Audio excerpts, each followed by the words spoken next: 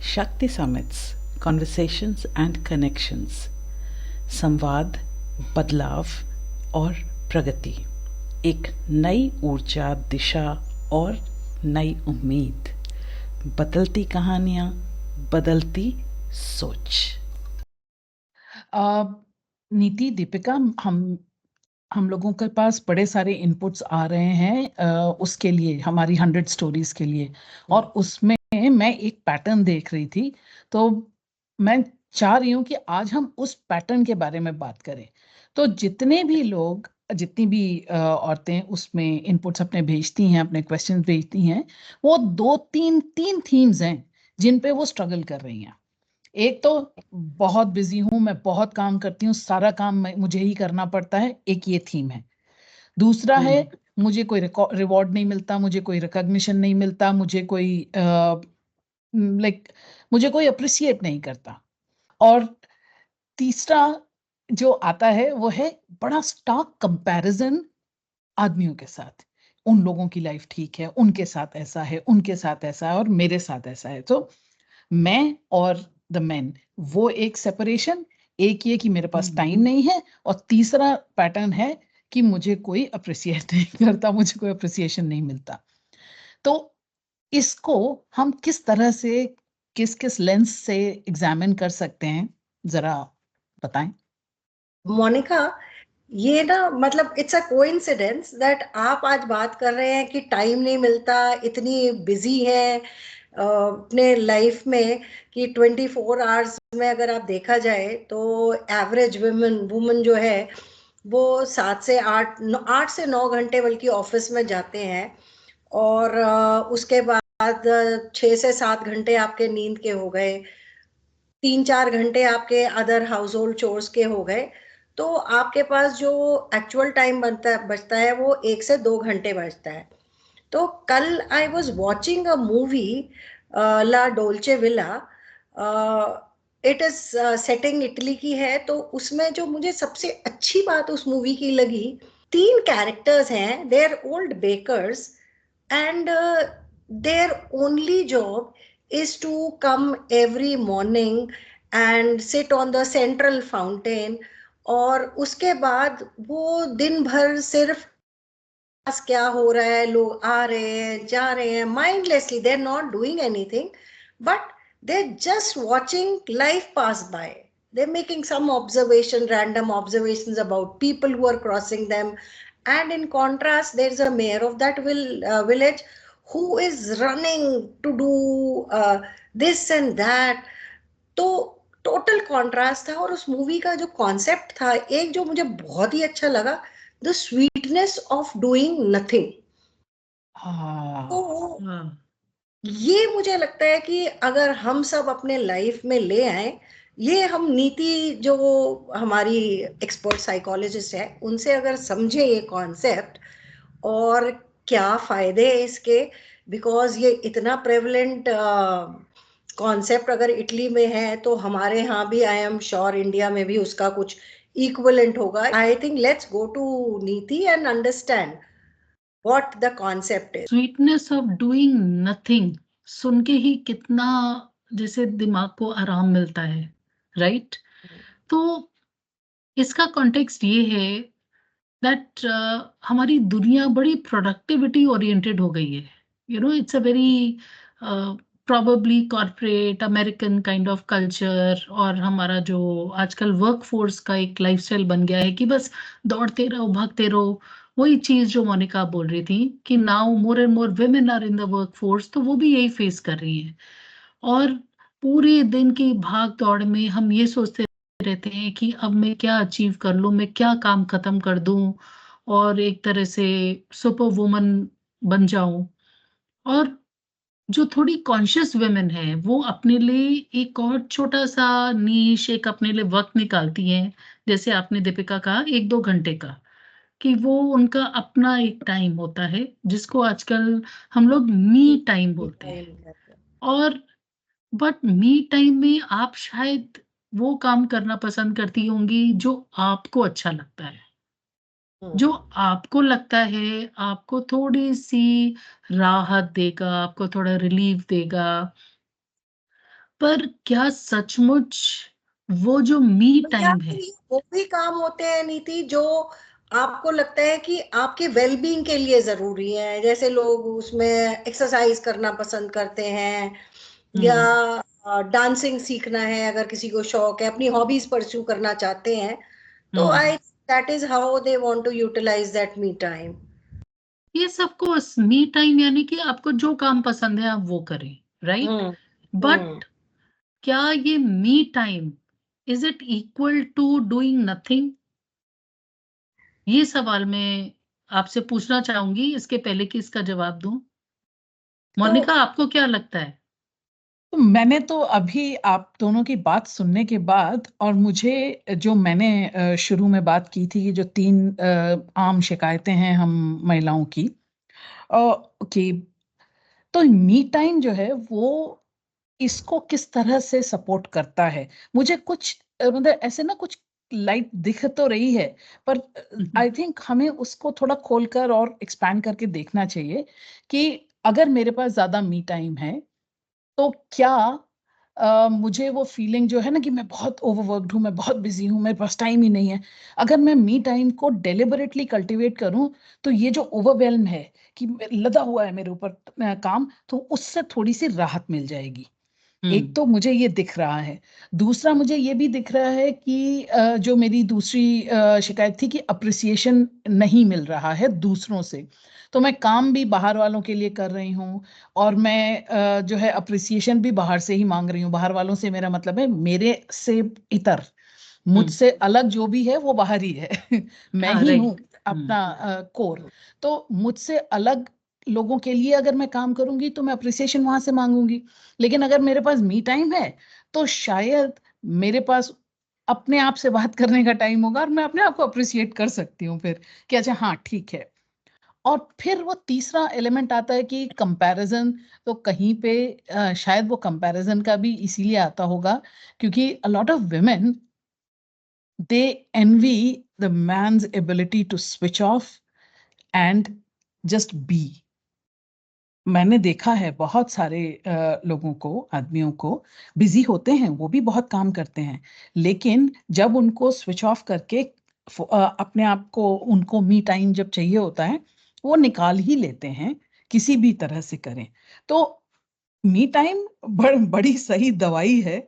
या द क्या था, स्वीटनेस ऑफ डूइंग नथिंग, जी। ला यस यस यस ला यस डोल्चे फार नियंते, राइट? तो इटालियन नियंतो में यस। है। तो कुछ ना करना एक अच्छा एंटीडोट हो सकता है।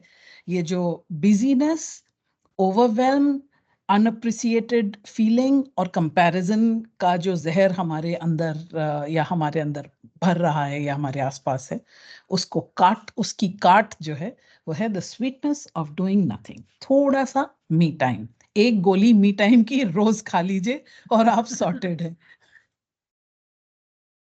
नीति, मुझे लगता है कि मी टाइम और डूइंग नथिंग में कुछ तो फर्क होना चाहिए। मतलब मी टाइम में भी मैं ऐसा कुछ कर रही हूँ जो मुझे अच्छा लगता है, पर मैं कुछ कर रही हूँ, मैं फिजिकली या तो कुछ कर रही हूँ या तो मैं मेंटल इन्वॉल्वमेंट भी हो सकती है मेरी।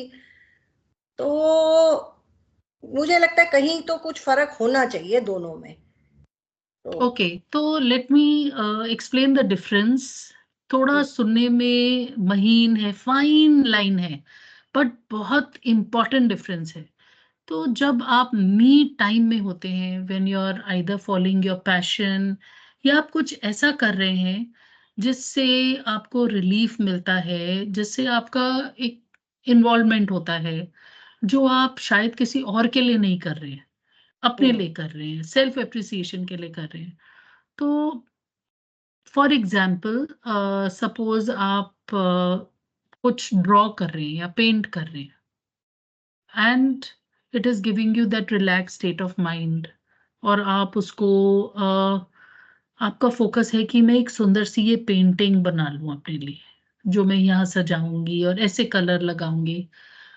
इस एक्टिविटी में आपका जो फोकस है वो एक आउटकम पे है। इस तरह की एक्टिविटी में भी आपका माइंड एक्टिवली मतलब ब्रेन वेव्स एक्टिवली ऊपर नीचे चल रही है, राइट? पर इसी को अगर मैं ट्रांसपोर्ट करूं to the state of the sweetness of doing nothing, तो उसमें आप शायद अपना बनाया हुआ कुछ भी काम देखेंगे और उसको बस एडमायर करेंगे, उसको फील करेंगे, अपनी टैलेंट को फील करेंगे और अपने आप को साइलेंटली अप्रिशिएट करेंगे. You are not driven by any brain wave, you are not driven by any performance or outcome pressure. आप इसको बोलते हैं साइकोलॉजी में, this term is called as brain selling, okay जहां आप एकदम DMN स्टेट में आ जाते हैं, that is your default mode network, जहां आपका बिल्कुल एक एग्जिस्टेंशियल ब्रेन फंक्शन ऑन है, एंड दैट इज इट.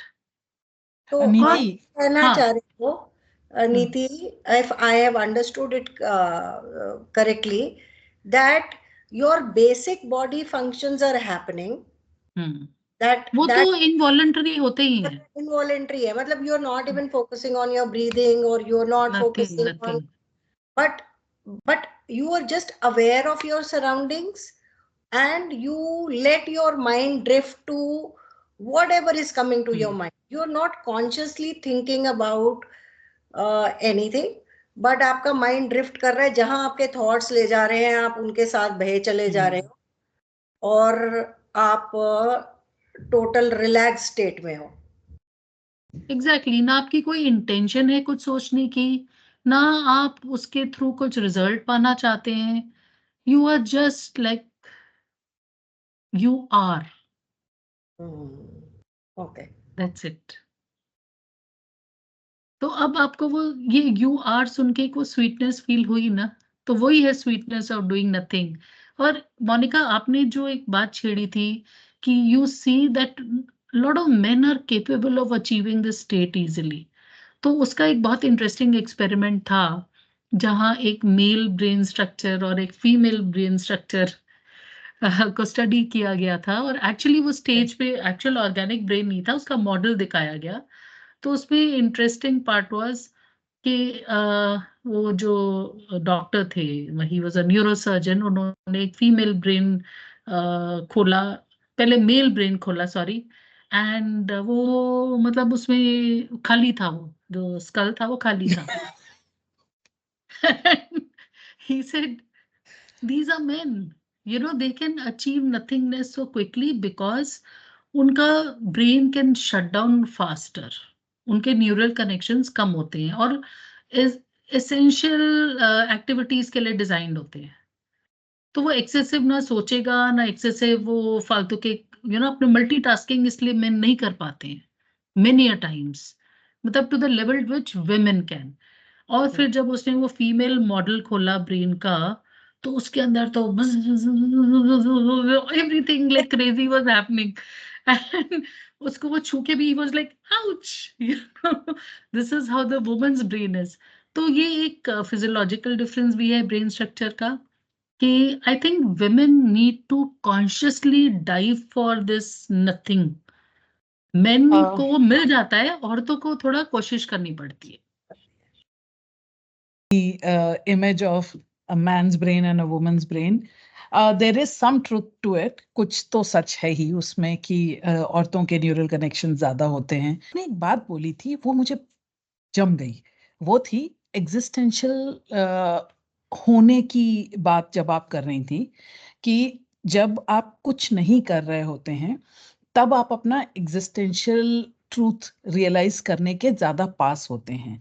जब आप कुछ कर रहे होते हैं तो तब आप लोअर लेवल्स पे फंक्शन करते हैं. मेरे ख्याल से ये वो मैस्लोज हायरार्की ऑफ नीड्स से भी कनेक्टेड हो जाता है ना, कि आपका बेसिक फिजियोलॉजिकल है, फिर लव बिलोंगिंग की नीड्स हैं, ये ऊपर वाली सबसे ऊपर है एग्जिस्टेंशियल. आप एग्जिस्टेंशियल नीड्स को तभी मीट कर सकते हैं जब आपकी आप basic बाकी All lower जो needs are बेसिक met. हाँ हाँ, लोअर नीड्स मेट हो चुकी हैं, तो आदमी शायद एग्जिस्टेंशियल लेवल पे ऑपरेट करते हैं, शायद इसीलिए it is a man's world, शायद इसीलिए आदमी दुनिया चला रहे हैं। और अगर हमें कंट्रोल चाहिए तो हमें भी एग्जिस्टेंशियल लेवल पर अपने आप को ऑपरेट करने के लिए ट्यून इन करना पड़ेगा। इस पे क्या, what do you say to that? I am very excited about that thought, और मुझे लगता है कि मैं Okay. इसको इस आइडिया को मैं चेज करना चाहूंगी इन अपनी पर्सनल लाइफ में भी, कि मैं ये जो और इससे ना वो जो मैंने 3 प्रॉब्लम्स जो पैटर्न्स हमने देखे थे वो भी सॉल्व होते हैं, कि जो इंसान एग्जिस्टेंशियल लेवल पर ऑपरेट कर रहा है वो अपने आप को किसी से कंपेयर नहीं करता। जो Right. एग्जिस्टेंशियल लेवल पे ऑपरेट कर रहा है उसका रिवॉर्ड उसके अंदर से आता है, उसको बाहर एक्सटर्नल वैलिडेशन, एक्सटर्नल रिवॉर्ड की जरूरत नहीं है। जरूरत भी नहीं है, और आई जो थिंक वो किसी के साथ compete भी नहीं करता. He is वो just किसी trying के to साथ be better version of himself. He is not exactly, let us wanting से to she, fit with XYZ. so a woman who is operating, जो अपने एग्जिस्टेंशियल लेवल पे ऑपरेट कर रही है, उसको अपनी वर्थ पता है, उसको अपनी वैल्यू पता है, तो वो बाहर वैलिडेशन नहीं ढूंढेगी। और उसको जो क्या बोलते हैं कि मैं बहुत मेहनत करती हूँ, वो उसे पता है कि अपने आप को कैसे मैनेज करना है, और इस खाली टाइम को यूज करके वो अपने आप को मैनेज भी कर पाएगी, तो वो उतना ओवरवेल्म्ड और बिजी भी नहीं होगी। तो आई थिंक चाबी जो है वो एग्जिस्टेंशियल लेवल पर पहुंचने की और टिके रहने की प्रैक्टिस की है। उठाया है ये एग्जिस्टेंशियल का होने का। मुझे लगता है कि हमारे इंडिया में भी तो एक जो मेडिटेशन का कॉन्सेप्ट है वो कहीं ना कहीं रिलेटेड है। तो sweet sweetness of doing nothing और मेडिटेशन क्या सिमिलर कॉन्सेप्ट्स हैं? वो इटली का है, ये इंडिया का है। अम, Okay. So, Italy, India, maybe they are 2 countries, but हैं तो हम सब इंसान ही, हमारे the way our bodies work and our minds work is quite similar. तो अब ये सवाल कि meditation and doing nothing, are they similar or the same? तो meditation का जो process है, that is also about focus. जो एक जनरल मेडिटेशन का सिस्टम होता है आजकल, lot of people practice it, so they are aware that meditation में आप अपनी ब्रेथ को ऑब्जर्व करते हैं, और उसका भी एक पर्पस होता है, to be self aware, to build your concentration and वो उसका एक पर्पस होता है। वेयर इज जो प्रैक्टिस ऑफ नथिंगनेस है उसका कोई भी पर्पस ही नहीं होता। In fact, there is a version of meditation called nothing meditation, जहाँ पे आप again you are not even looking at a purpose of observing your breath or becoming self-aware or building your consciousness. वो चीजें भी आप छोड़ देते हैं। तो घूम फिर के बात आ जाती है वही, to be in that very DMN mode और द एग्जिस्टेंशियल मोड। और जहां डीएमएन मोड तक को थोड़ा सा डीएमएन मोड को थोड़ा और समझाइए नीति, मुझे जरा पकड़ में नहीं आ रहा है।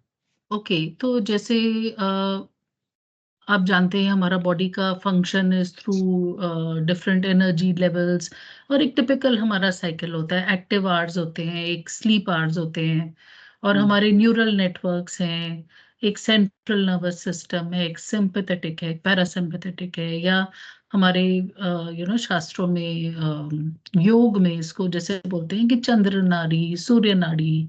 It is also interestingly related कि चंद्र नाड़ी represents emotions and your past, and Surya Nadi represents your future and your उस तरह की energy. Central nervous system is the balance of both. तो हमारी जितनी फिजिकल एक्टिविटीज होती हैं, आप हमको नॉर्मल रखने के लिए central nervous system has to control everything, ये बात हम जानते हैं। और जो हम योग में अनुलोम विलोम करते हैं वो भी it is about balancing left and right side of the brain. तो अब जो हमारा डीएमएन है, वो है it is a default mode network. मतलब कि जब आपका बॉडी में आप एक्टिव से स्लीप मोड में आ जाए, अच्छा, स्लीप मोड से इट्स भी लाइक और कम मोड में आ जाए, जब आप बिल्कुल ऑटो मोड पे, डीप। जैसे ना हाँ ऑटो ड्राइव, हाँ क्या cruise control.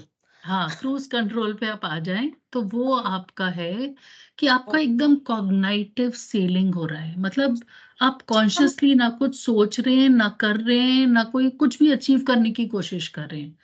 That is your mode. तो जब हम सोते हैं नीति, हम्म तो हम कुछ कर नहीं रहे होते हैं, हम्म और तो that can be termed as sweetness of doing, DMN. That is like I can do it 8 actually hours. Sleep में हम फिजिकली डिस्कनेक्टेड होते हैं। जैसे हमारा मोबाइल हम चार्ज पे लगा के सो जाते हैं, लेकिन अंदर तो मोबाइल की बैटरी चल रही होती है ना। तो ऐसे ही हमारा जो ब्रेन है वो अलग अलग स्लीप साइकिल में अलग अलग वेव्स देता है। Deepest sleep you go in delta, but आपके और वेव्स भी आते हैं। तो वो आपका body brain is busy transmitting. वो आपके बॉडी के अलग अलग ऑर्गन्स को चार्ज कर रहा होता है, उनसे मैसेज ले रहा होता है, दे रहा होता है। रिकवरी फेज पे होता है। तो तो दैट स्लीप इज और नॉट डीएमएन सेम है? डीएमएन। नहीं। अच्छा, तो ये वो वाली स्लीप तो नहीं है जब आप सो लिए हैं भरपूर, और वो ऊँघते हुए से आप लेकिन जस्ट पड़े हुए हैं, नहीं नहीं, आप दैट इज अवेयर भी हाँ हैं लेकिन आप हाँ। अवेयर नहीं भी हैं, so is that DMN? DMN is when you consciously operate at the lowest level. और आप जिस लेवल की बात करेंगे, जब सो के उठें, उस टाइम पे आप डेल्टा से अल्फा में आ रहे होते हैं, तो एक एकदम अलग स्टेट होती है। स्टेट ऑफ नथिंगनेस बोलें या डीएमएन बोलें या एक ब्लिसफुल स्टेट बोलें, जहाँ मन खुश, दिमाग शांत। Obviously it has lot of benefits. जो आपको मी टाइम में चाहिए होता है, वो आपको नथिंगनेस में जाके मिलता है। The real internal reward, right. तो अगर आप अपने आप को वैसी सिचुएशन में, उस स्टेट में देखें, दीपिका और मोनिका, आपको क्या लगता है कि क्या बेनिफिट्स होते होंगे उस स्टेट के? तो मुझे लगता है नीति दैट आपका स्ट्रेस कम हो जाएगा काफी, this will be really stress relieving. और आपका स्ट्रेस अगर कम होगा तो मेंटल पीस होगा, और मेंटल पीस होगा तो जनरली आपको वेलबींग की फीलिंग होगी। आप शायद जो स्ट्रेस ईटिंग करते हैं वो नहीं करेंगे। आप मैं तो इस हाँ, क्या मैं मोनिका? तो इसमें ये ऐड करूंगी कि जब मैं, जो दीपिका डिस्क्राइब कर रही हैं, जब ये होता है, तब मेरे अंदर की क्रिएटिविटी बड़ी लाइन पे चलती है, क्योंकि मुझे अगर कुछ नया बनाना है या कुछ भी ड्रॉ करना है या कुछ लिखना है, तो मुझे उस स्टेट में आना पहले जरूरी होता है। और इतना फ्रस्ट्रेटिंग होता है नीति कई बार कि मैं उस स्टेट में आई और now I am ready to do something, लेकिन अब वो कुछ ब्रेक आ गया, कोई आ गया, तो वो क्रिएटिव क्रिएटिव होने की मैं प्रेसिपिस पे थी और वो छूट गया।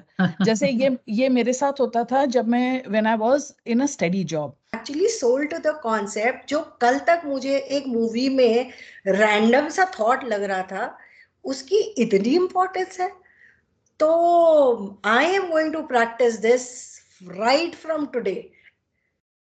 इसमें ना मैंने भी एक आइडिया क्लिक किया, और मैं तो क्रिएटिविटी के ही लेंस से सब चीज़ों को देखती हूँ। तो मैं ये देख रही थी कि जितने भी हमारे फेमस आर्टिस्ट और म्यूजिशियंस और ये सब रहे हैं, ये दो तरह के लोग रहे हैं। या तो एकदम फक्कड़, कुछ पैसे नहीं है, कुछ नहीं है, और उसके बावजूद वो मस्त हैं। और या फिर दे आर रॉयल्टी, कि इतने पैसे हैं कि उनको कुछ किसी चीज की फिक्र नहीं करनी, तो वो मस्त हैं। या फिर किसी रॉयल का उनको वरद हस्त है, जैसे मतलब उनको पैसे उनसे आते रहते हैं, दे आर। तो आपको मस्त होना पड़ेगा अगर आपको क्रिएटिव होना है। लेकिन मस्त आप कैसे होंगे? वो है the sweetness of doing nothing. और ये अगर डूइंग नथिंग और ये बीइंग मस्त, और इस सब का फाइनल आउटकम ये होगा कि आपका कंप्लेंट बॉक्स बंद हो जाएगा, आप अपने आप में सुखी हो जाएंगे। और वही है ह्यूमन पोटेंशियल का जो एग्जिस्टेंशियल टॉप है ना, कि ये हाईएस्ट ह्यूमन पोटेंशियल है। आई विश दिस तो फॉर ऑल ऑफ अस। एक और चीज जो है, अगर आप हमेशा काम करते रहोगे तो सोचोगे कब, और अगर कभी सोचा ही नहीं तो ग्रो कैसे करेंगे? तो ये वाली चीज जो है वो मुझे लगता है, क्योंकि ज्यादातर ब्रिलियंट आइडियाज जो है वो तभी आते हैं जब आप कुछ नहीं कर रहे होते हो। तो मुझे तो ये लगता है कि जितने बड़े आदमी हैं, स्टीव जॉब्स हो, एलन मस्क हो, जो भी हो, ओपरा हो, तो वो इसको जरूर प्रैक्टिस करते होंगे और तभी उन्हें इतने ब्रिलियंट आइडियाज आते हैं। So let's all do it. Let's all to do to it. Sum it up, बहुत इंटरेस्टिंग डिस्कशन रहा। एक बहुत सिंपल कॉन्सेप्ट है जो हम लोग शायद अवेयर नहीं है, यू नो। तो to sum it all up, मैं ये कहना चाहूंगी कि हमारी लाइफ जो आजकल है, it is all about using time to be productive. मतलब टाइम से ये कर लो, टाइम पे वो कर लो, और बस घड़ी को जैसे बांध के अपनी जेब में डाल लो। बट समय तो किसी का नहीं है, भागता रहता है, किसी की पकड़ में नहीं आता। तो कभी टाइम वेस्ट करके भी देखो। जैसा कि आपको एक गाना याद आया होगा, बहुत सुंदर लगता है मुझे वो गाना, कि एक बार तो इस जीवन में कर ले वेस्ट ऑफ टाइम, करना है waste of time, I love this waste of time, टा टा टा टा टा टा para para टा टा टा टा टा टा टा टा टा। तो फील हुई ना दैट स्वीटनेस ऑफ नथिंग इस गाने में, yes, right? True. So I hope all our viewers practice this in whatever way they can, and write to us how they are practicing and finding the new joys of doing nothing in their life. Yeah. तो मैं जा रही हूँ time waste करने, और please हमारी audience भी please जाइए जल्दी से और कुछ टाइम वेस्ट करके आइए। Awesome.